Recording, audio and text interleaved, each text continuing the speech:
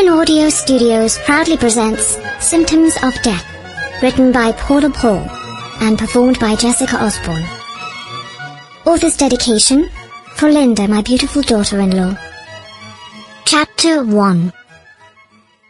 The dinner party was singularly unremarkable, until the lunatic arrived. And then it was not the lunatic whom Nicholas Forsyth remembered so much as the woman who had been at the other end of the table. She was the one who stopped the poor demented creature, and saved them all from whatever it is lunatics do when they burst into a dining room screaming and waving a machete. Mass murder? Until that unfortunate incident, Nicholas had paid little more attention to the woman at the end of the long table than he had the white linen that covered the table, or the gleaming silver with which he brought the rare roast beef to his mouth.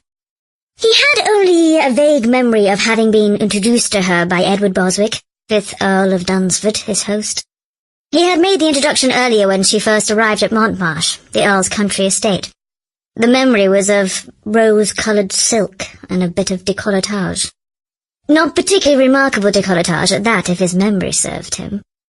The dinner had progressed beyond the roast beef to pudding and cheese, and Nicholas was amusing himself in a bit of flirtatious conversation with Mrs. Isabel Atwater, his arm resting on the back of her chair and dangerously close to her bare shoulder.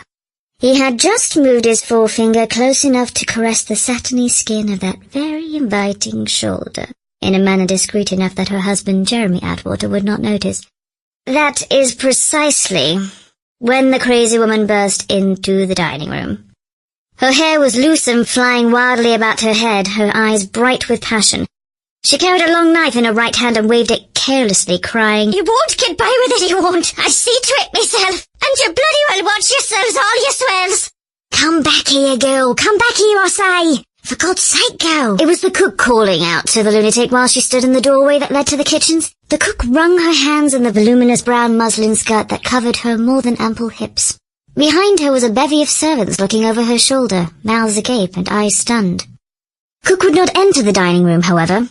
Instead, she turned away, her face buried in her hands while the madwoman wreaked havoc in the dining room. "'Tis your fault! 'Tis so!" The lunatic woman pointed the long knife at Edward, the host, before she swung it in an arc to indicate the entire table, and then turned back to Edward. "I'll kill you, Lord Dunsford, you bloody knob, and all your bloody knobby friends. I'll kill you for what you done to Georgie.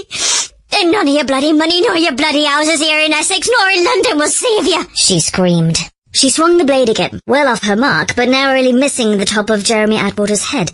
In the same instant, Nicholas sprang to his feet and held the madwoman's arms, restraining her. The lunatic, whom Nicholas now realized was nothing more than a girl, struggled mightily. Sample complete. Ready to continue?